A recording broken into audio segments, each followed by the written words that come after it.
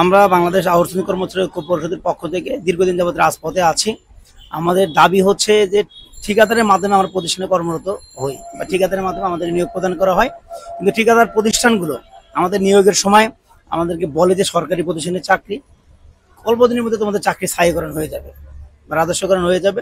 এই প্রলোভন দেখিয়ে আমাদের শিক্ষিত সমাজকে তারা চাকরিতে ঢোকে এবং এইটা ঠিকাদারের মাধ্যমে একটা চাকরি, যে চাকরির কোনো গ্যারান্টি থাকে না। পরবর্তীতে আমরা যখন কোনো সমস্যায় পড়ি, যেরকম বেতন বাকি থাকলে অথবা চাকরিচ্যুত করলে প্রতিষ্ঠানের কাছে যাই, প্রতিষ্ঠানে বলে যে তোমরা যেহেতু ঠিকাদারের মাধ্যমে আসছো সেক্ষেত্রে আমাদের কোনো কিছু করার নাই। আমরা ঠিকাদারের কাছে গেলে বলে যে আমরা তোমাদেরকে যখন তখন বাদ দিতে পারি, এটা আমাদের বাধা দ্বারা কোনো নিয়ম নাই।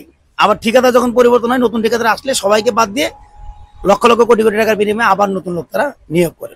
আমরা দাবি জানিয়েছি যে বাংলাদেশে যেহেতু আমরা জন্মগ্রহণ করেছি এবং আমরা সরকারের বিভিন্ন প্রতিষ্ঠানে সরকারের যে স্থায়ী কাজ, সেই স্থায়ী কাজগুলো আমরা করি। শ্রম আইনে বলা আছে যে কোনো স্থায়ী কাজ কোনোভাবেই অস্থায়ীভাবে কর্মচারী নিয়োগ করা যাবে না, স্থায়ী কাজের বিপরীতে স্থায়ীভাবে কর্মচারী নিয়োগ করতে হবে। এরপরেও যেহেতু আমাদেরকে সরকার অস্থায়ীভাবে নিয়োগ করেছে, আমরা সরকারের কাছে দাবি জানাই যে আমাদের চাকরি যেন না যায়, চাকরি যেন একটা নিশ্চয়তা থাকে। এই জন্য আমরা মাঝখানে যে ঠিকাদার, এই ঠিকাদার ছাড়া আমাদের সরাসরি প্রতিষ্ঠানের মাধ্যমে আমাদের নিয়োগ করা হোক, ঠিকাদার মুক্ত করা হোক এবং আমাদের চাকরির একটা নিশ্চয়তা থাকুক। আমাদেরকে 30 তারিখে প্রশাসনের তরফ থেকে বলা হয়েছিল যে আপনারা কি চান। আমরা বলেছি অর্থ, শ্রম এবং জনপ্রশাসন, এই তিনটি মন্ত্রণালয়ের সাথে আমরা একত্রিত বসতে চাই। একত্রিত বসে আমাদের চাকরির জন্য একটা নিশ্চয়তা তৈরি হয় এবং আমাদের যাদেরকে বিনা কারণে চাকরিচ্যুত করেছে তাদের জন্য চাকরিতে পুনর্বহাল করা হয়।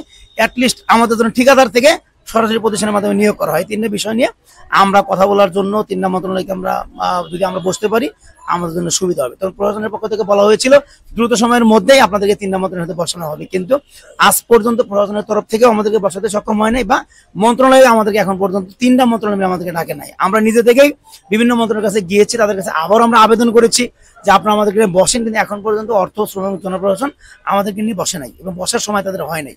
আমরা তারই প্রেক্ষিতে আজকে আমরা মার্চ টু সচিবালয় ঘোষণা করেছি। আমরা এখান থেকে ঠিক দুপুর 2টায় আমরা মার্চ টু সচিবালয়ে আমরা ঘোষণা করেছি, সেখানে আমরা যাব এবং আমরা সেখানে হাজার হাজার মানুষ আমাদের সাথে থাকবে।